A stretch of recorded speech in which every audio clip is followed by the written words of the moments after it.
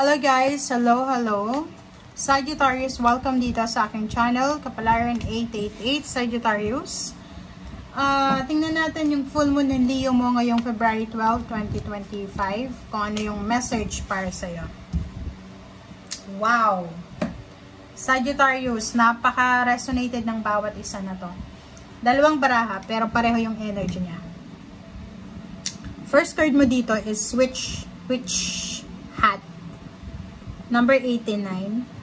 Sinasabi sa'yo na express yourself, share your gifts with the world, say what you mean.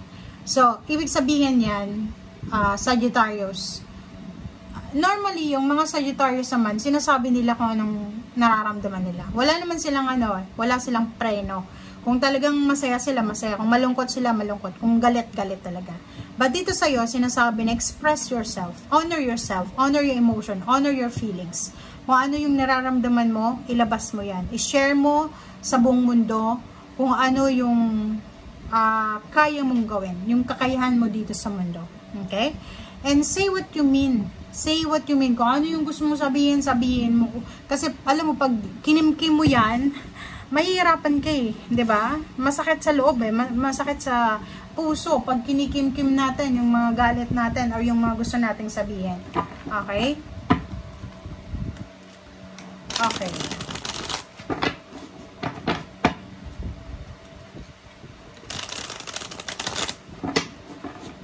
Sagittarius.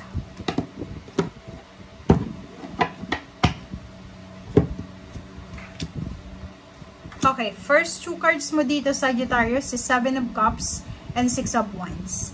Dito sinasabi na simula ngayong full moon in Leo, February 12, 2025, bibigyan ka ng pagkakataon ng universe, ng ating Panginoon, na makapili.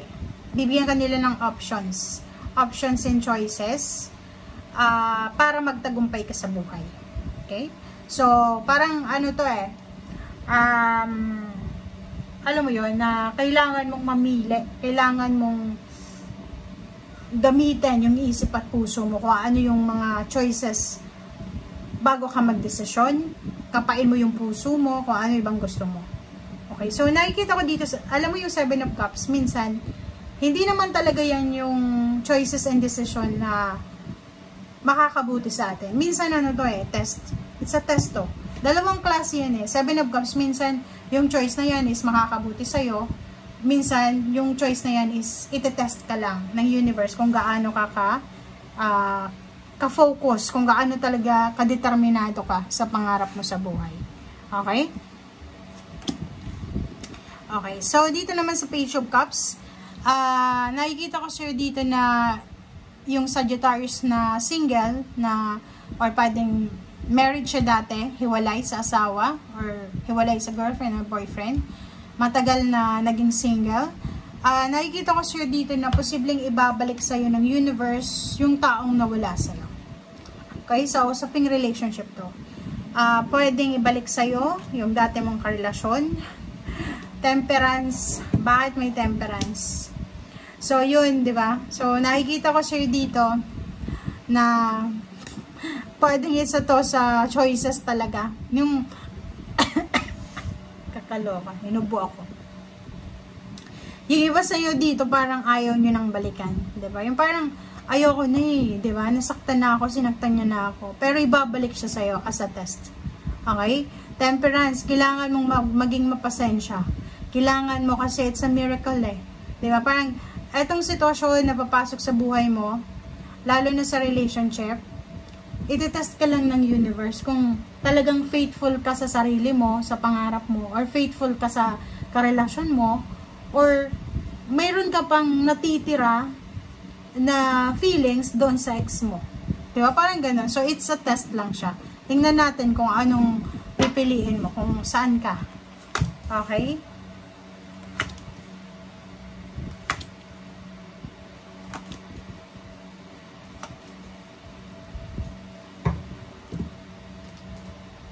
Okay.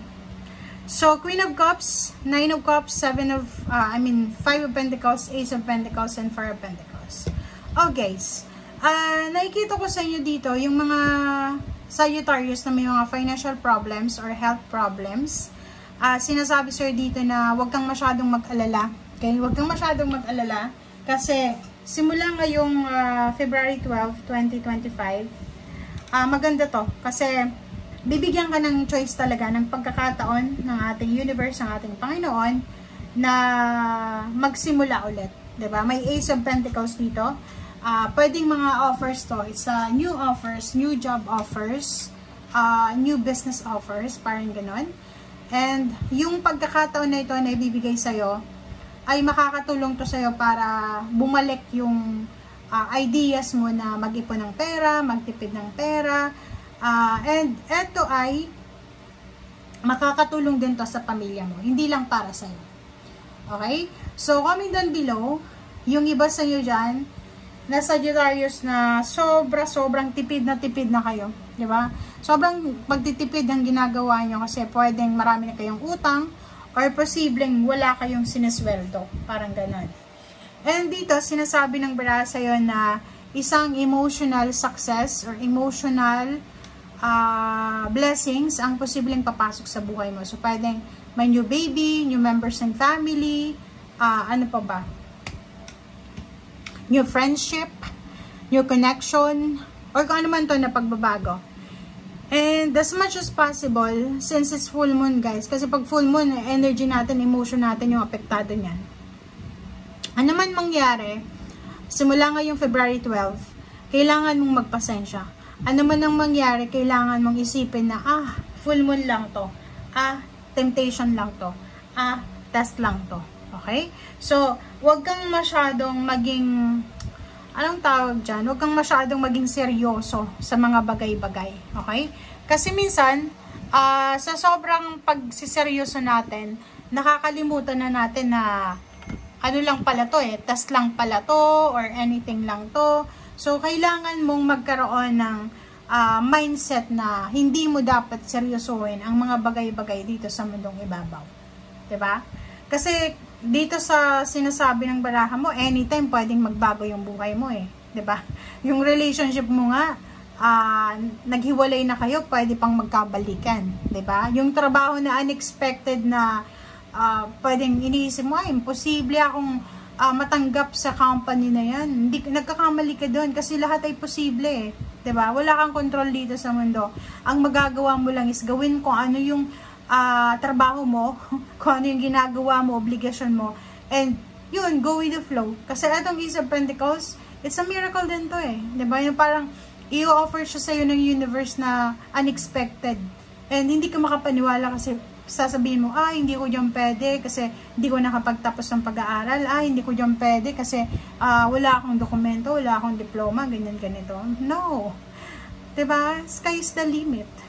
Blessings. Diba? Napakalawak ng biyaya ng Panginoon. So, wag kang panghinaan ng loob. Wag kang panghinaan ng loob. I hope na parang yung energy mo is connected sa energy ng Aries. Kung may kaibigan, kapatid, karelasyon kang Aries, ito ay para sa inyo. Aries and Sagittarius yung energy nito. Okay?